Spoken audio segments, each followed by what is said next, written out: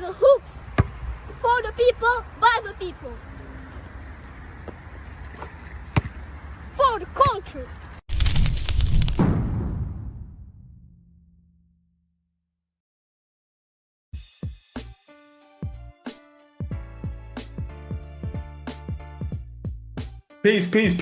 Peace. Jumbo.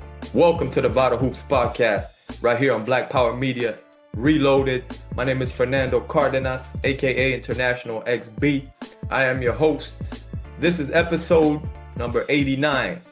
Now, before we start, I must acknowledge it is Black August, and Black August is about honoring our political prisoners, those who have been assassinated, those held captive.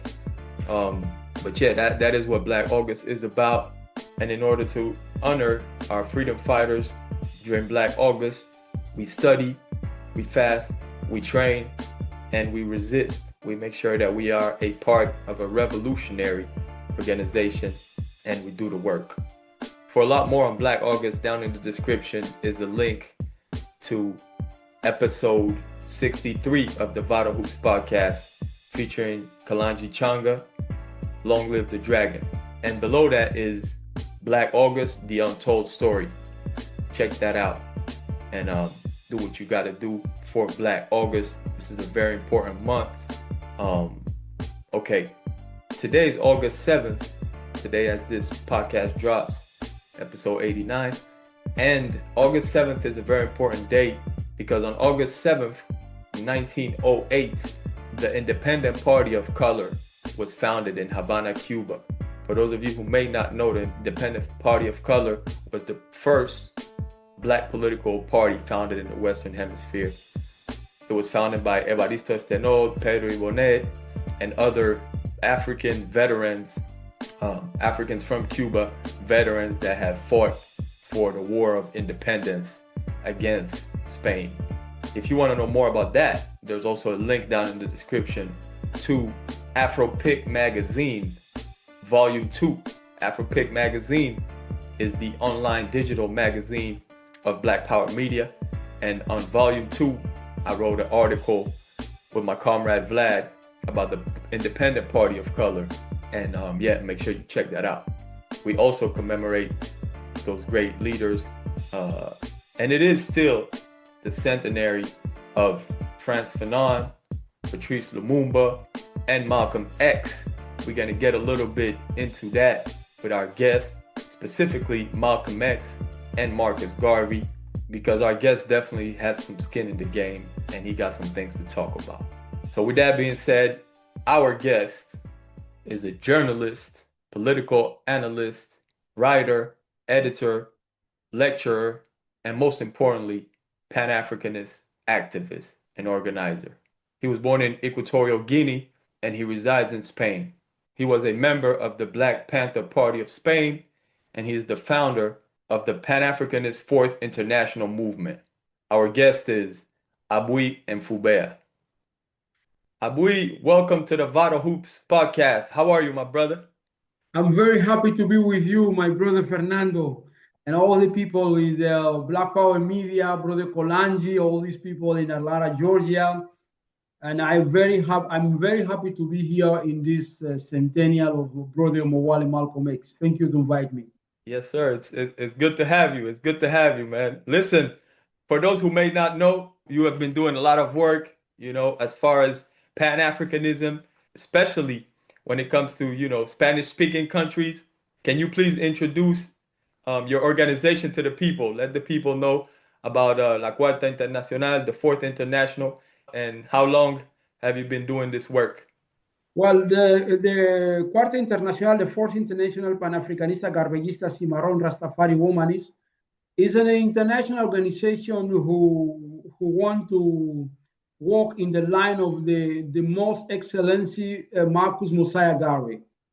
We was inspired by this great man and the UNIA, Universal Negro Employment Association, African Community League, and other organizations like African People's Socialist Party from Mali, Sitela, and Dr. Kali Muhammad, or Sister Winnie Mandela of the NC in South Africa, or Brother Bandaka, we received influence of many people, but in the African-speaking world, there was three organizations who influenced us too much. The first one, PIC, Partido Independiente de Color de Cuba. The Independent Party of Color, yep. Yeah, this party, it was founded in 1908. That's right. In Cuba, Habana.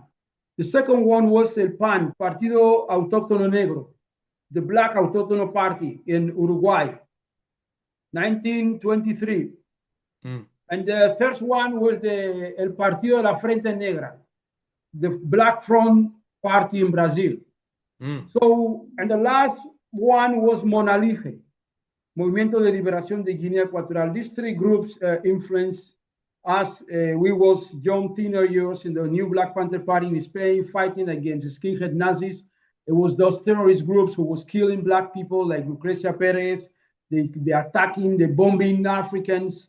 You know, in me and all the brothers, Enrique, Sarah, Tommy, and others, and Ciale.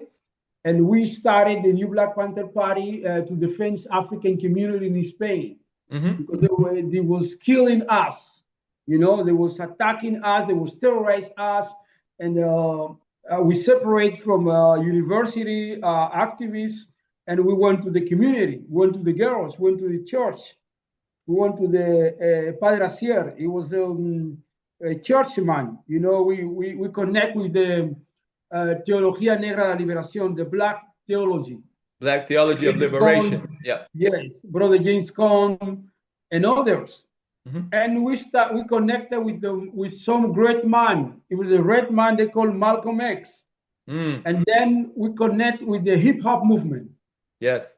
The hip hop movement like Schoolie D, Africa Islam, Public Enemy, Sister Soldier, Paris, this kinds of group, Despress. Yes, you know, those groups who tell everybody, black people, every day, revolution. So those kind of hip hop.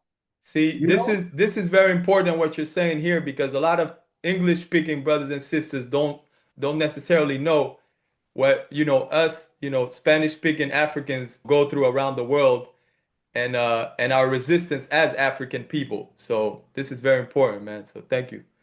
Yeah, definitely. You know, because we was involved in the hip hop movement.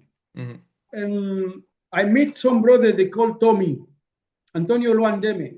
All of we from, majority was from Equatorial Guinea, Congo, Benin, and it was through hip hop when we understand the dialectical materialism of a struggle and the history of the struggle. Yeah. Yeah, you know, groups like Schoolie D, Don't Call Me Negro.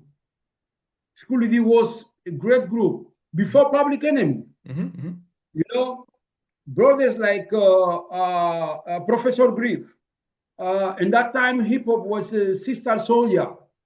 It was one of the great, most important in that time. Sister Soldier. She was talking about the Black Revolution, the Pan-Africanist, the Black history. You know, and all these people who influence us, we was African who speak Spanish, but not only in Spain, in Colombia, in Venezuela, in Equatorial Guinea, in Argentina, in Chile, Peru, you know, Colombia, Cuba, but we was really separate by the white Hispanity, Hispanidad Blanca.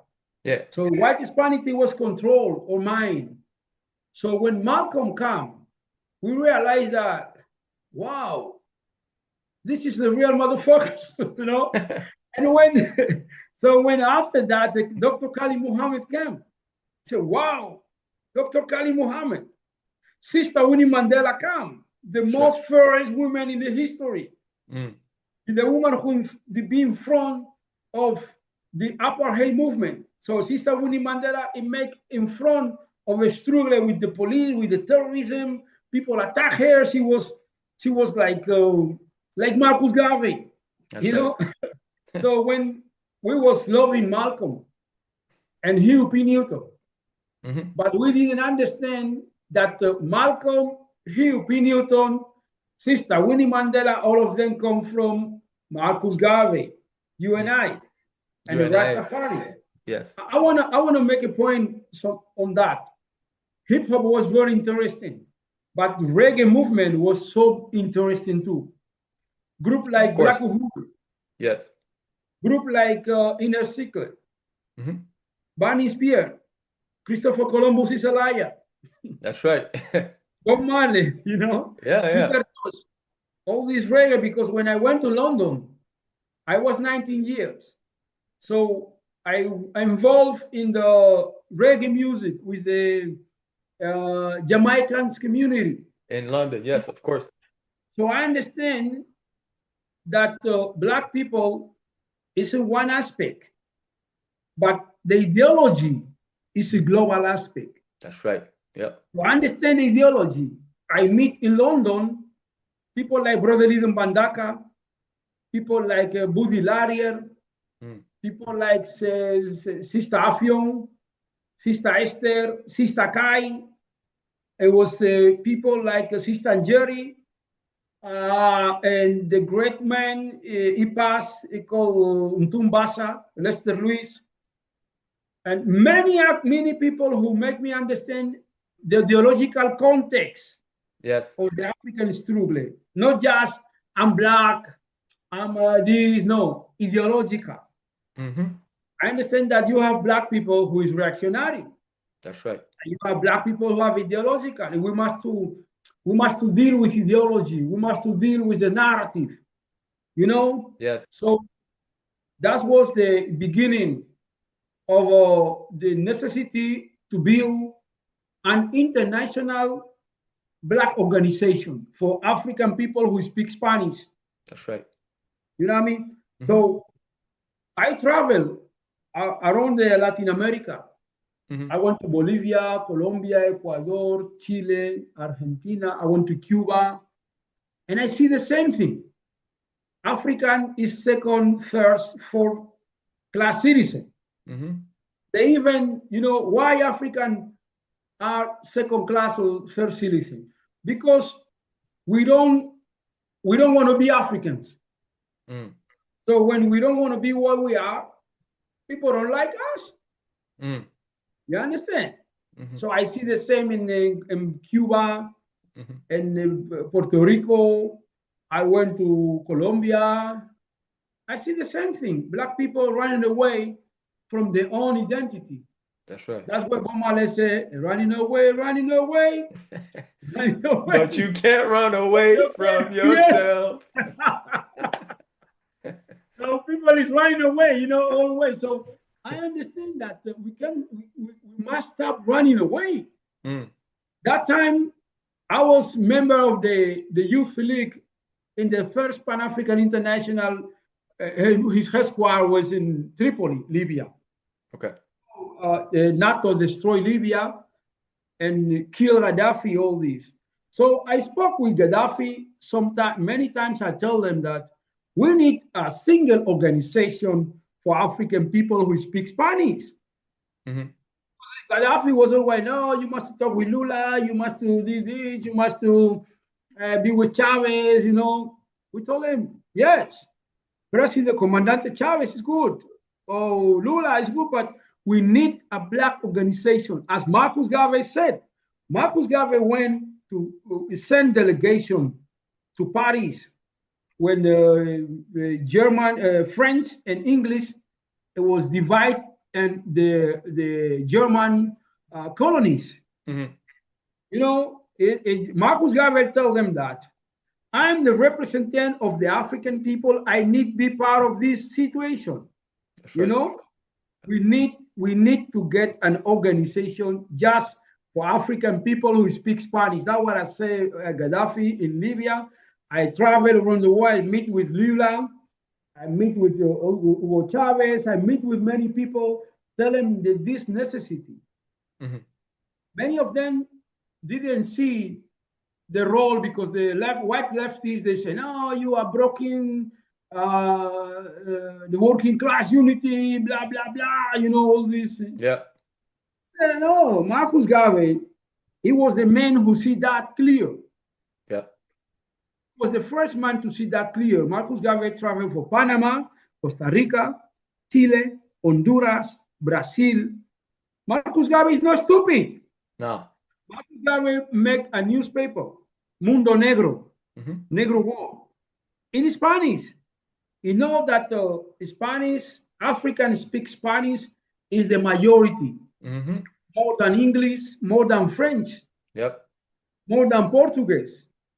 So when I travel from Black communities, African communities in Colombia, places like Chocó, I went to Nariño, I went to many of these places, Quibdó. Then when I went to Brazil, we connected with Hamilton Borges, one of the great leaders who Garveyist in Brazil, Dr. Andrea, Beatriz, and Leon Zumbi. I understand that the problem of these communities is not to be more liberal, more integrate, more democracy. They need to be more Africans. Be more Africans mean to be organized in the sense like Marcus Mosiah Garvey tell us. And he said clear, levántate poderosa raza y podrás cumplir lo que te propongas. So Marcus Garvey was clear in that. Yes. Wake up. Rise up, you mighty race. Yes. And he said that. Repeat that in English again. It was rise up, you mighty race, and you will achieve what you must. That's something what like that. That was the power phrase. Garvey. So when I see that, I went to Honduras and the Congreso Mundial Afrodescendiente. I went to Bolivia, worked with Evo to make African people in Bolivia citizen. That's job we make in the Constitution job. And I understand that the own Africans don't want to be Africans. When you go to Santo Domingo, you see the same. You go to Ecuador, you see the same. And I was studying clear when I read Marcus Garvey book, Filosofía y Opiniones. The philosophies and opinions of Marcus Garvey. Yes. And then I read the book of his wife, Garvey and Garveyist. Garvey y el Garveyismo. So the first thing I translate all this book to Spanish because my comrade, they don't understand English. Right. And when people begin to understand what Garvey said, it was the philosophy of Marcus Garvey. I understand that we have real contradiction and antagonism with the crisis of a Negro intellectual. And all these places where I travel for America Latina, Africa, I went to Morocco, Guinea Equatorial, who speak Spanish, Senegal, I went to Cameroon. I see all these Negro intellectuals controlling the education system, controlling the society, controlling the people, I understand that we need to build one organization, an African Spanish-speaking organization who deal with the Negro intellectual. So that is important because you see was William Du Bois and other people, the Mafia Italiana, Don Corleone, the FBI, the Communist Party of the US, destroy Marcus Garvey. You see that. You must understand the history because this history is clear, And I have the privilege to meet Omali Yesitela. And Omali Yesitela teach me about Garvey as a mass leader, working class leadership. I understand what mean Garvey is self-determination, independent movement, Yes. and autonomous movement, because Black movement in the Latinos context, or even in English context, is not autonomous. We are not able to rent money from community to make a book on Malcolm X and his centenary. We are not able to get money to defend Omali Yesitela and his blueprint in the place where he is. We are not able to defend Gaddafi when they attack him. So why we are not able? Not because we are not poor. We lack ideology. We are very, in Spanish we say arrodillados, deep men. Yeah, we lack ideology and political education. Our people is Yes, lacking. Yeah, yes. And and Sister Winnie Mandela was clear. And the great comrade they call Mbuyi Kabunda from Congo, he passed 2 years ago. He used to say the same thing with Sister Winnie Mandela used to say. I remember when I went to South Africa to Durban conference, I met Sister Winnie Mandela Mm-hmm. in Orlando. It was a dinner in the home of Sister Winnie Mandela Mm-hmm. with the poor people. It was not high dinner. It was dinner with poor people. And Sister Winnie Mandela said that you never can achieve political if you are not achieve first history. Mm. So we must control the history. So black people in the Latinos, please don't control the history. So when Marcus Garvey appeared in Colombia, in Mexico, in Argentina, in Uruguay, in Chile, you see that the influence of Marcus Garvey in all these places. Mm-hmm.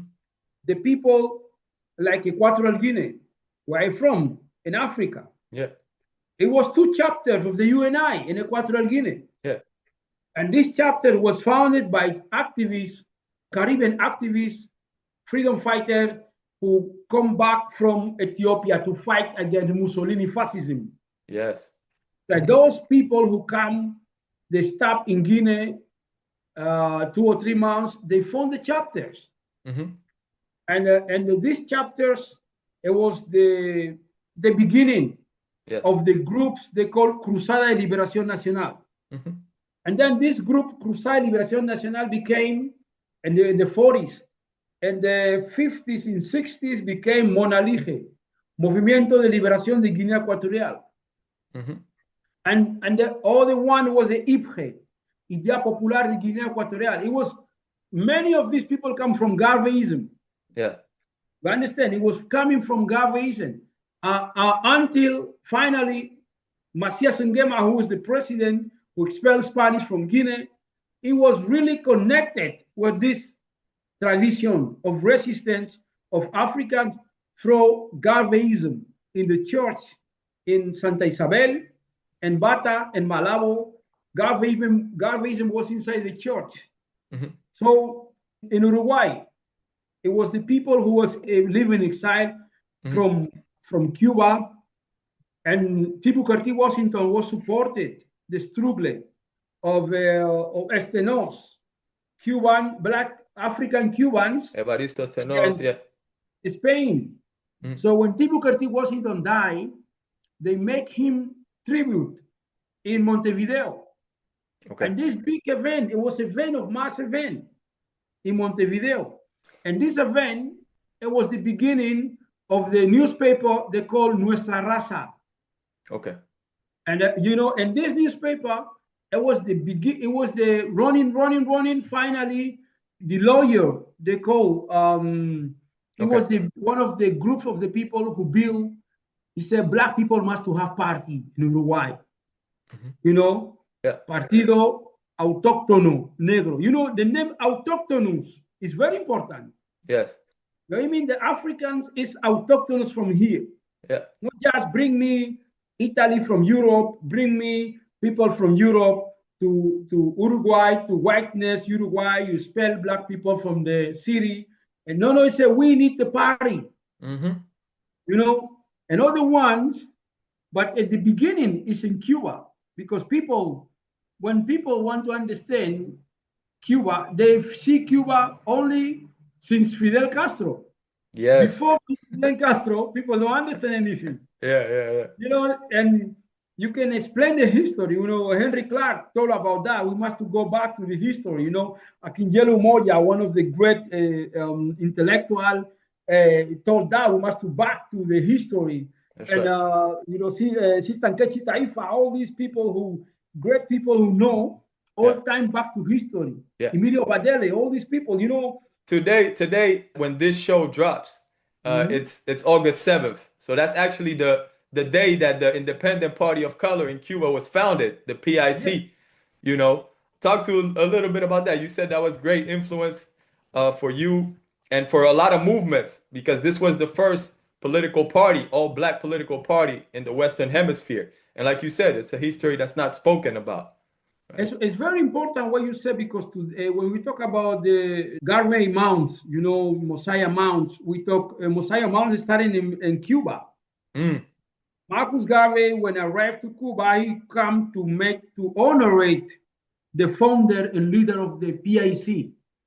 If you read the document when Marcus Garvey, the speech Marcus Garvey give when he down to the ship, and the first one he said, I'm here to honor these people. Estoy aquí para honrar a esta gente. He wanted to honor, the independent party. Yeah. Those people who before me started this labor to back my people to Africa, Liberia. That was Marcus Garvey said that in Cuba. He didn't talk about many other things, And Urrutia, he was one of the most important newspaper in the 20s in Cuba. He wrote about that. Even people from Cuban government, like Robina write an article, recognized Marcus Garvey impact in Cuba, but even they accuse Marcus Garvey to be a racist. The white Hispanity. It's like this, it's like here in Spain, people accuse me to be a racist, many even black people accuse me to be a racist because I don't. And the white people, white Hispanity, the hispanidad blanca, they are very strong now in Spain, in Latin America. People like Armasilla, all these people, they want to explain you that slavery was good. Oh my God! That's a government agenda, man. That's the enemy working. But the question is that these people who do that, they don't come from right; they come from left. They come from Communist Party. They come from Communist Party. They want to tell you that a Spanish colony was good because black people was killing in the night, not in the morning.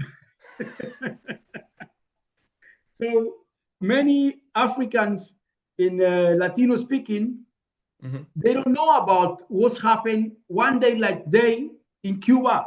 That's when right. Esteves, Surin, and others found the P.I.C, Partido Independiente de Color, the Color Independent Party. And this name, the Color, represent African people, all of them, in the island.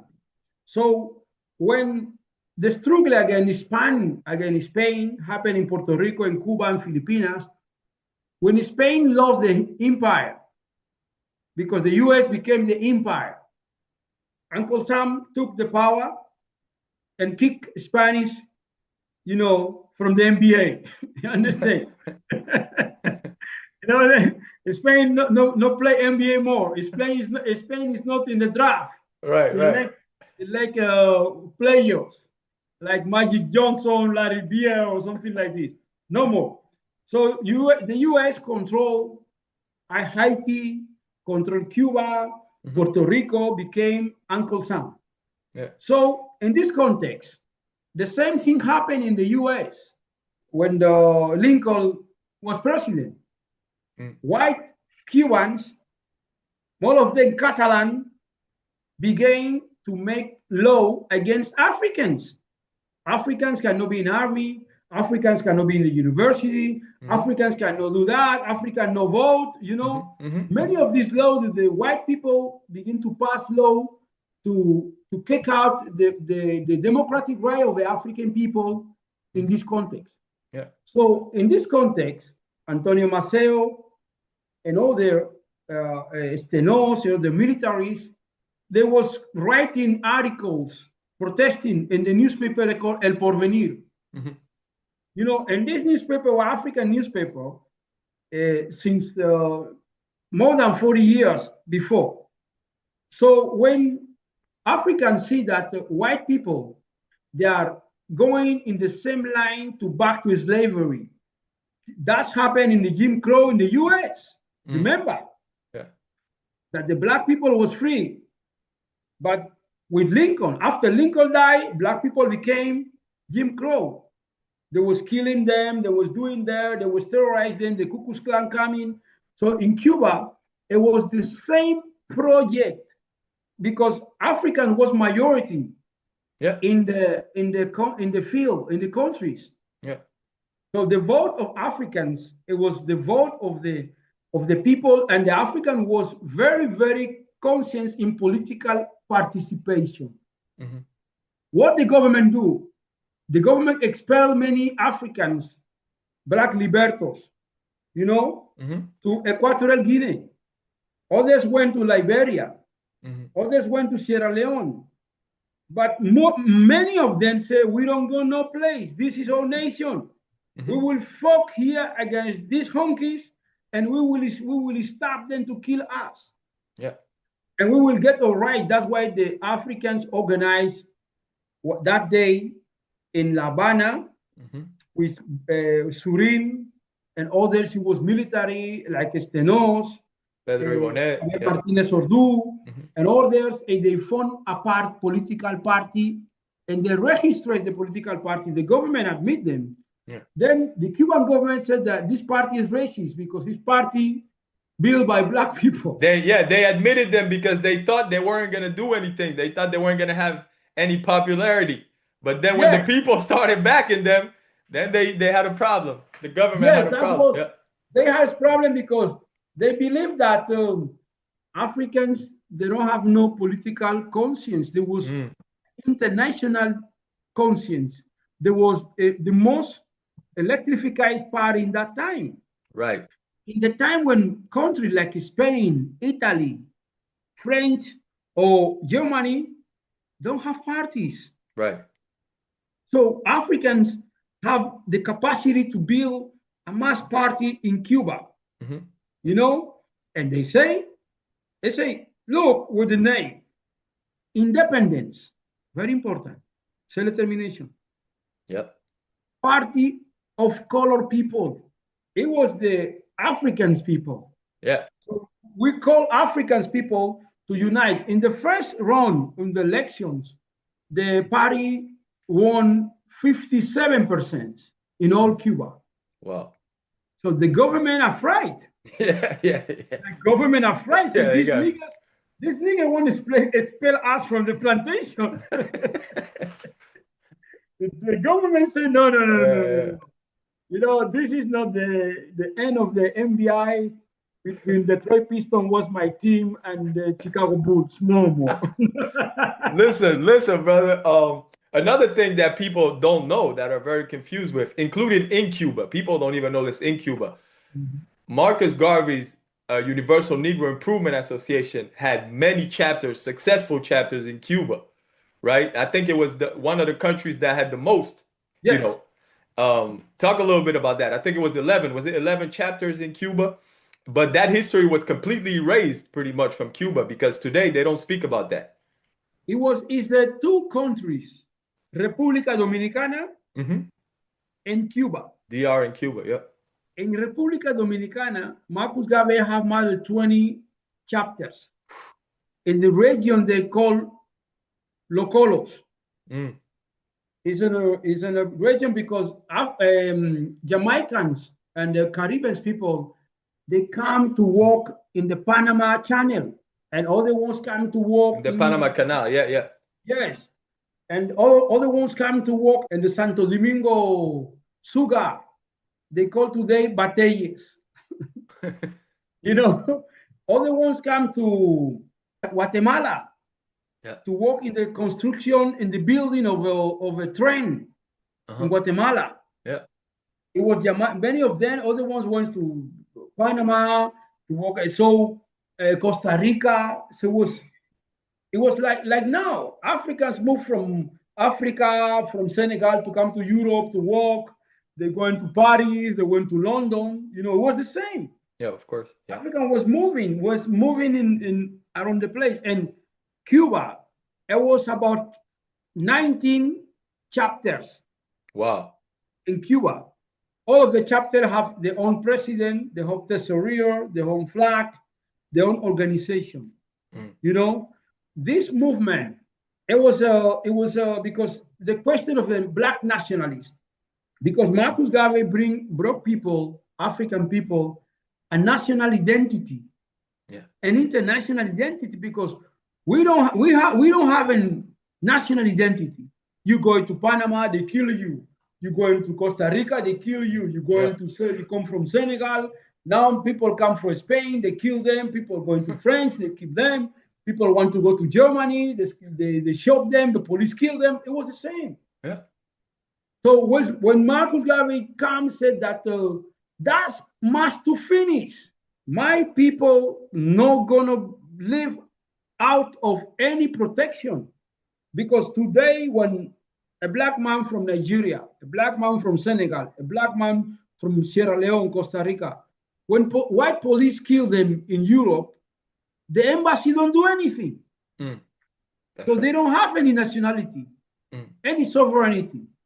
So when Marcus Garvey come from London, from Jamaica, London, to going to New York to see Booker T. Washington, and he saw that there was a riot in St. Louis, killing Africans. And those Africans was militaries who was defend the US in Europe. So Marcus Garvey understand that the problem of these people is sovereignty and give them nationality, identity. You know, that's why he brought this flag. That's right. Red, black, and green. Yeah. So this is your flag. That's right. This is your people. See, so you must understand this is the flag of Kenya, the flag of many African countries took this flag.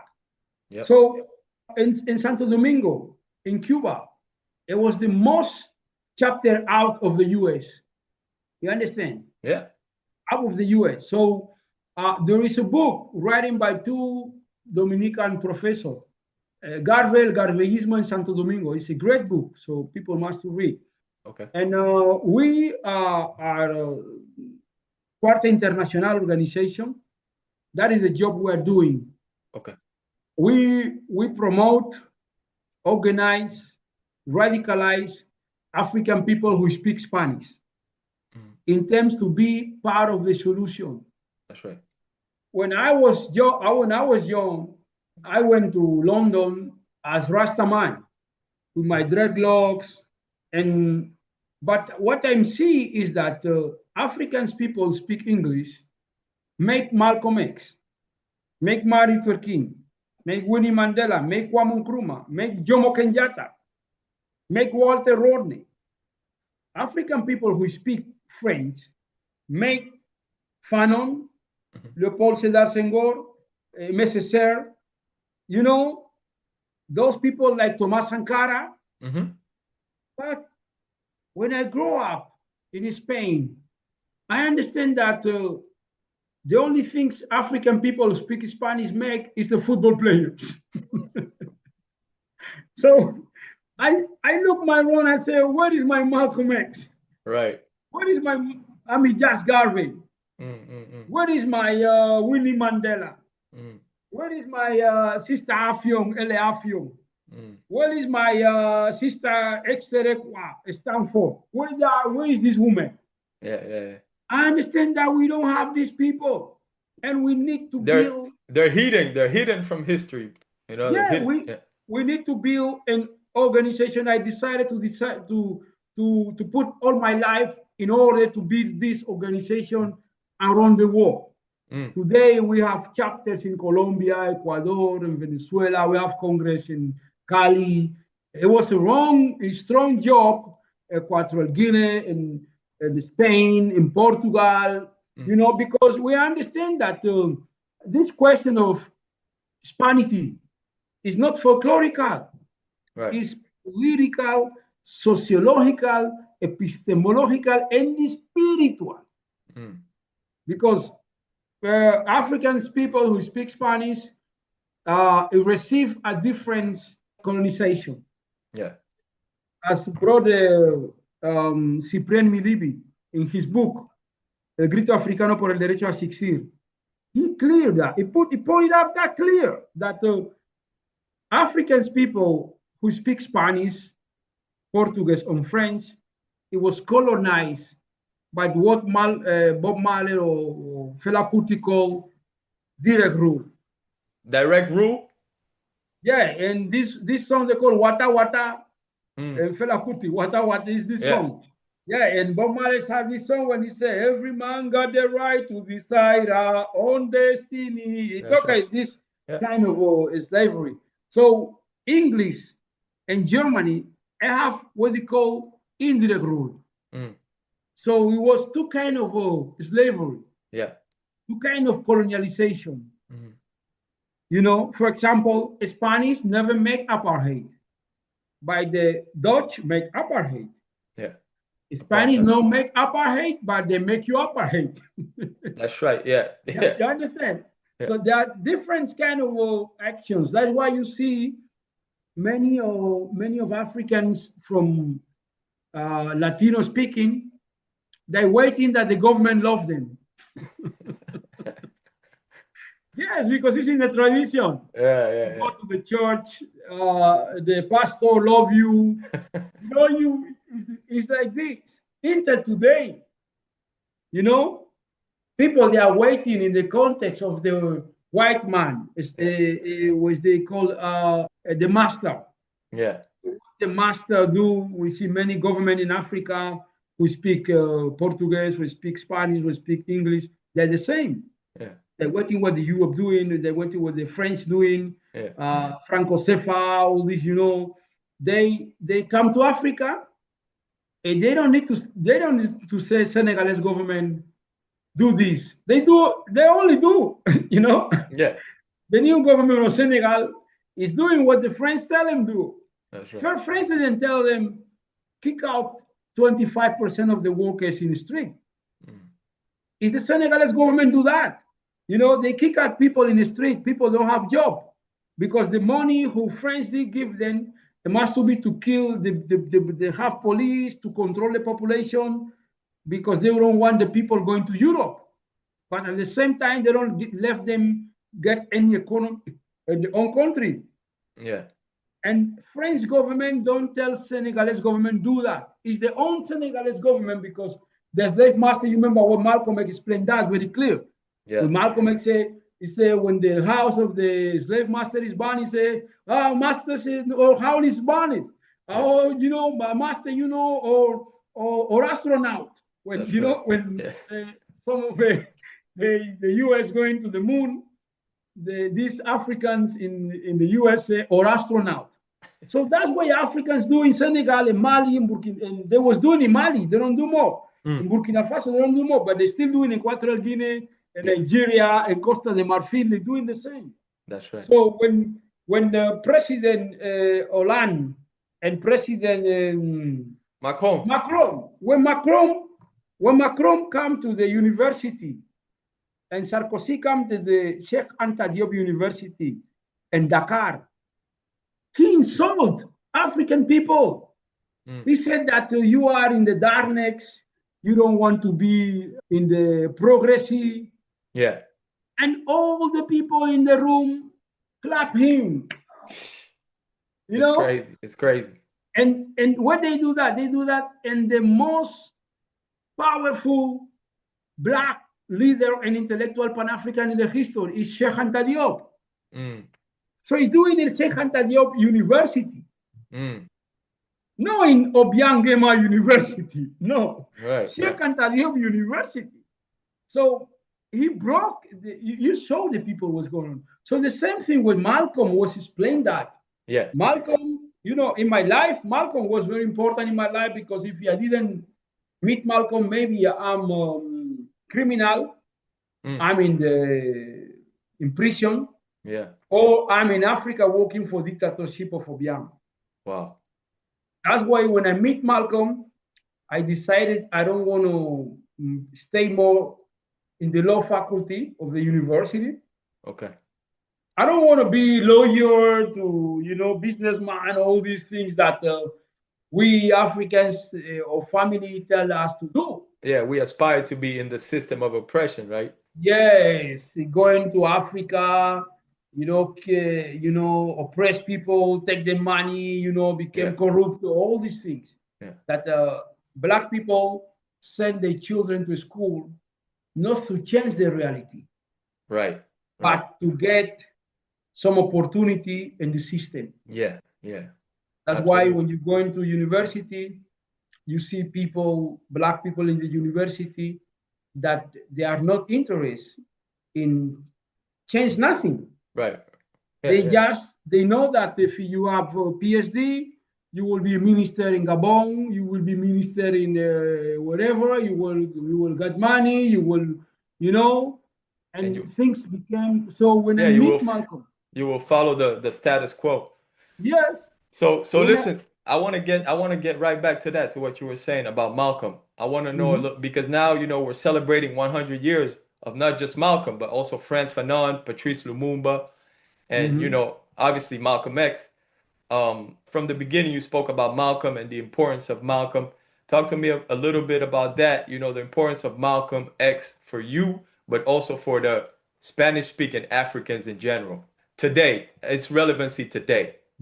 Well, I will start with me, then I will go to the rest of the movement. First of all, Malcolm bring us the idea of Black organization. In the Latinos community, they tell African people that they must be part of the white organization and integrate. Malcolm destroyed the idea of integration, and that was very important because he brings some kind of epistemology that people wake up. Malcolm restored in our mind the words negros, black, no Afrodescendant, racializados, the color. No. Malcolm say you are negro or Africano. Finished. And second one, Malcolm come for the street. Was Tupac say thug life.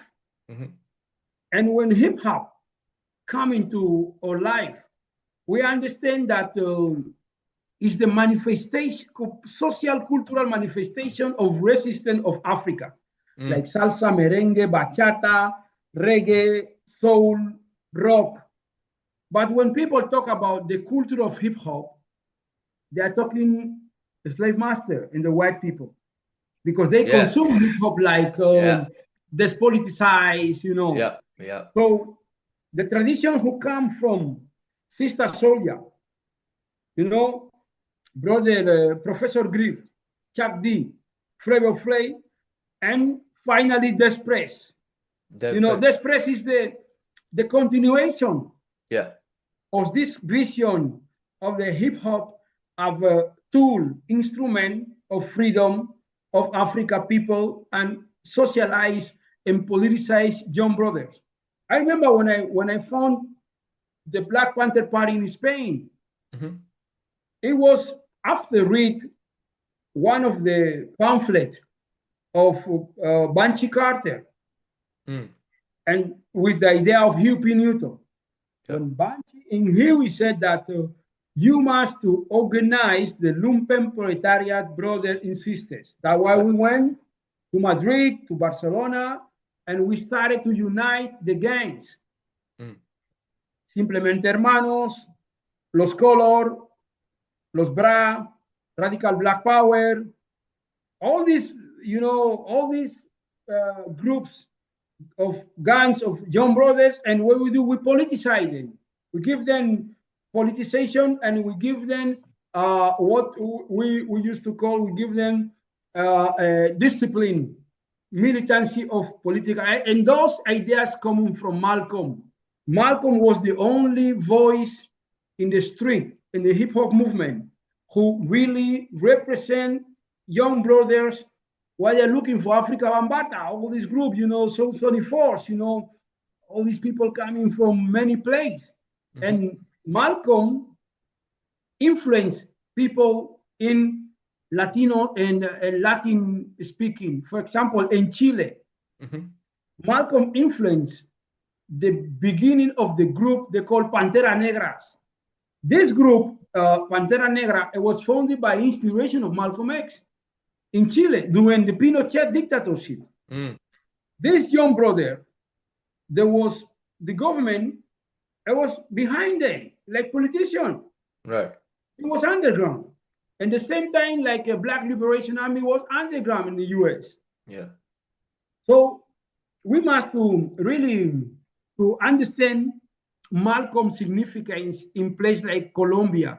Like Doctora Salva Castillo, she was a judge. It was the first Black woman to organize in 1988 the Garveyist circles, los círculos garveyistas in Cali. And she was in ways inspired in Malcolm, because when all these Spike Lee, Malcolm come, you know, people begin to understand, proud, but people, it was afraid, because slavery make Latino people afraid inside, because white Latinos in the US, they give them document, but the Black Latinos, they don't have document. So even when Donald Trump are expelled, attacking Latinos in California, now those Latinos, they try to be Black because they don't want to be expelled. because police see them Black, police believe that they are African from the US. Right. So the genocide that the Colombian government and las FARC and paramilitary groups, the narcos, made against Black people, more than 5,000 people was killing in Colombia. So when Malcolm came, this was typical in Brazil, killing Africans in Bahia, in Salvador, in Rio. Right. So when Malcolm came, Africans began to have nonsense about themselves. And Malcolm said that we must to understand autodefense. Self-defense, yeah. The self-defense. And Malcolm has many children. The Black Panther are children of Malcolm X, Hugh Pinito and Bobby Seale. Ali Sitela are children of Malcolm X and African People's Socialist Communists. The anti-authoritarians of the color anarchist movement is children of Malcolm X.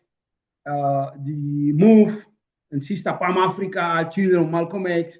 Yeah. And the Muslim, the Arab Muslim are children of Malcolm X. These people who are, they call themselves Orthodox. I don't know what that means. You know, I don't know what that means when they call themselves Orthodox. But I believe that Elijah Muhammad, he was the kind of Orthodox like them, because Elijah Muhammad made one kind of a theology for Africans. Because Elijah Muhammad know their own people. He know that Africans, the history of Africans, need this kind of Islam, not the Islam of Arabia for Arabs. You know, many times people don't understand that. So they come to contradiction between Elijah Muhammad and Malcolm.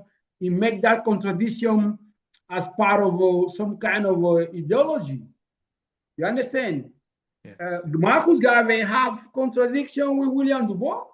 And William Du Bois said that the talento 10, the 10 talents, you know? Yeah. But Marcus Garvey was talking about the working class, the grassroots. So Malcolm talk about grassroots. And Martin Luther King, a man who I respect and love, but Martin Luther King is so different in the tradition of Malcolm. Malcolm comes to the tradition of Cimarrones. Of Maroons, yeah. Maroons. But Martin Luther King was able to, at the end of his life, he was able to come together, and he was on the path with Malcolm. But it's not his tradition. Right. It's like me and you come from the tradition of MPMD. EPMD, yeah. We don't come from tradition of what do you call this man who broke Dr. Dre. What's the name? Eminem. Eminem, yeah, no. It's not a tradition. No, it's not our tradition. But it's hip hop. Right. But it's hip hop, but it's not a tradition. We come for tradition of Tupac. Right. Me against the war. Yeah. We don't come to tradition of other hip hop who is, So Martin Luther King, he comes for the tradition of the house Negro, like a Senghor in Africa, like Ofeboigné. They come to this tradition. And we have another tradition, Kwame Nkrumah is a field Negro. Of course. KULTURE is a field Negro. Masias Ngema is a field Negro. Athanasius Dongmiyon is a field Negro. So it's different in the tradition because we have in school, and I remember when we was 40, 50 years, we go to the disco. If the DJ don't put LL Cool J, you don't want to dance. You're waiting for LL Cool J because LL Cool J was for us, was one of the, before Run DMC was the great.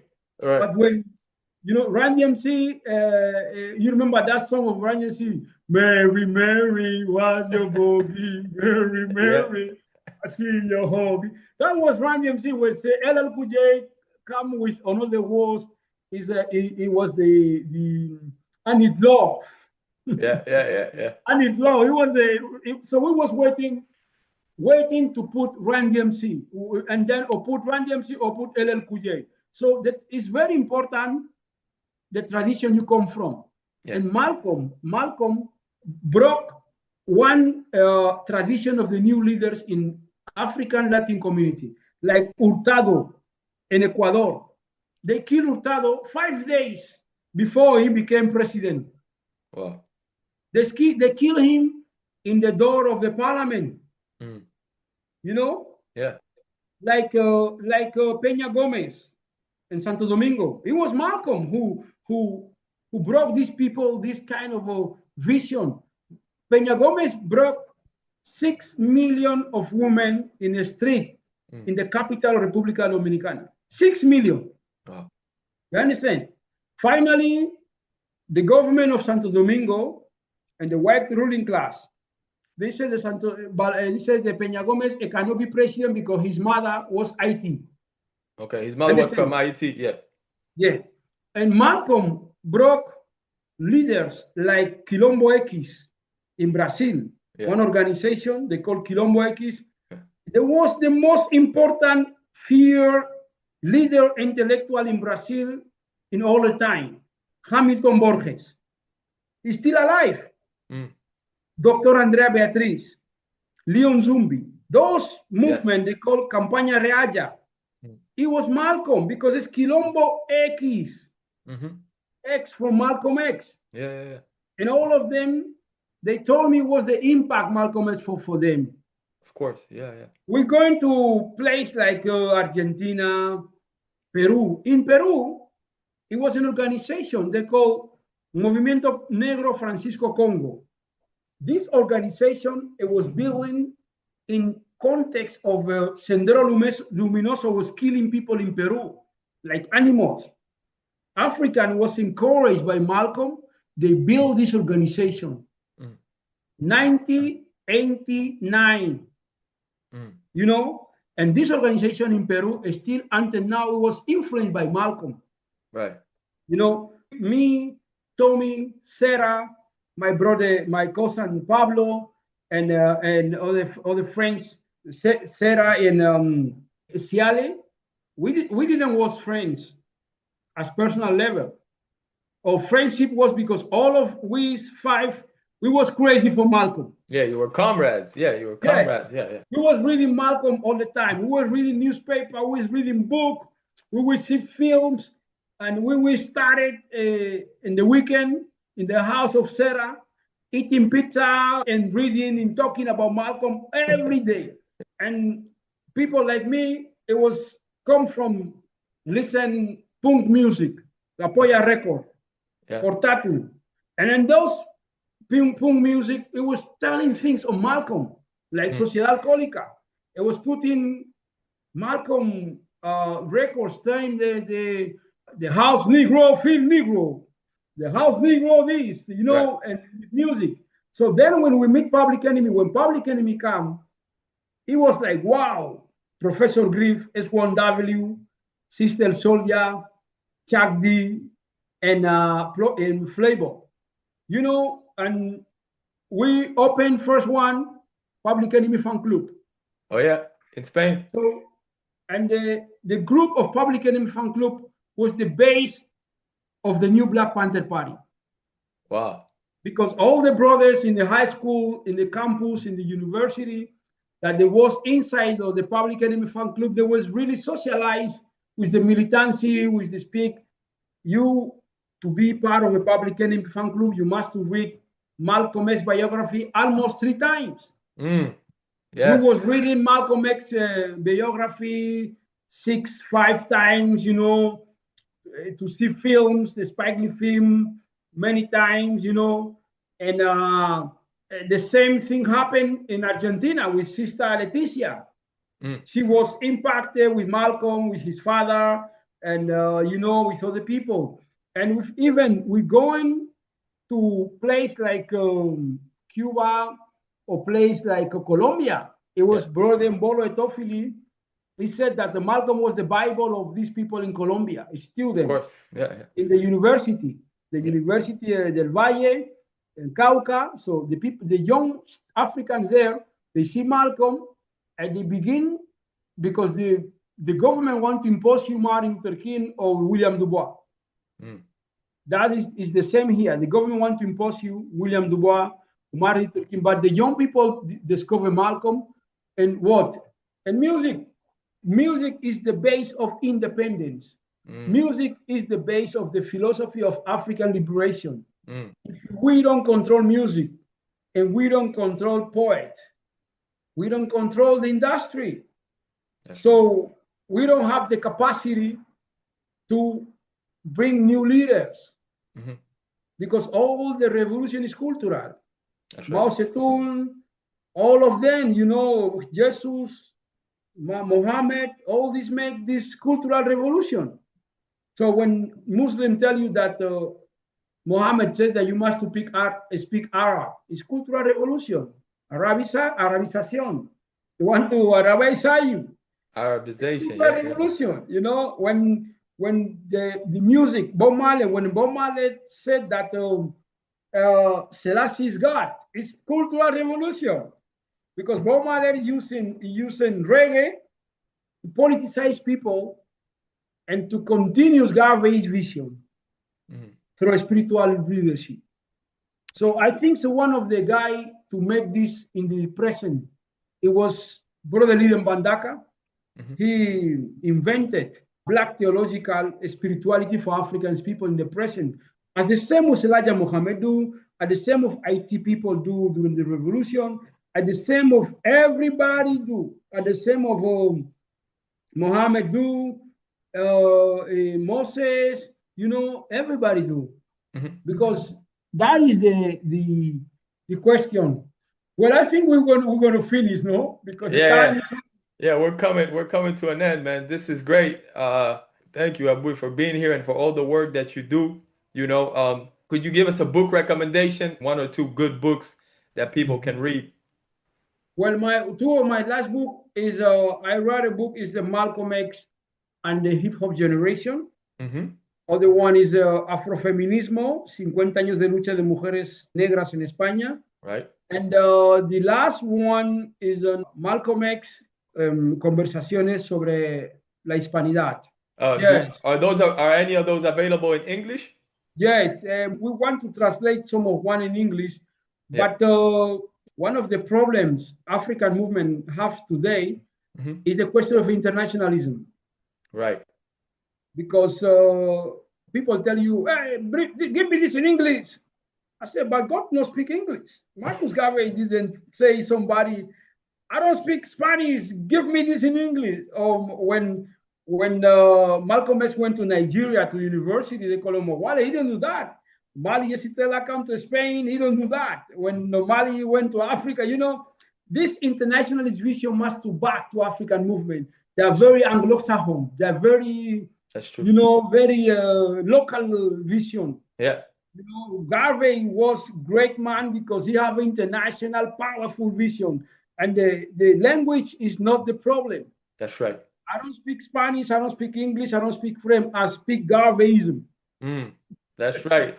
Let's leave it on that, man. Garveyism it is. Yes. Abui, thank you, my brother and comrade.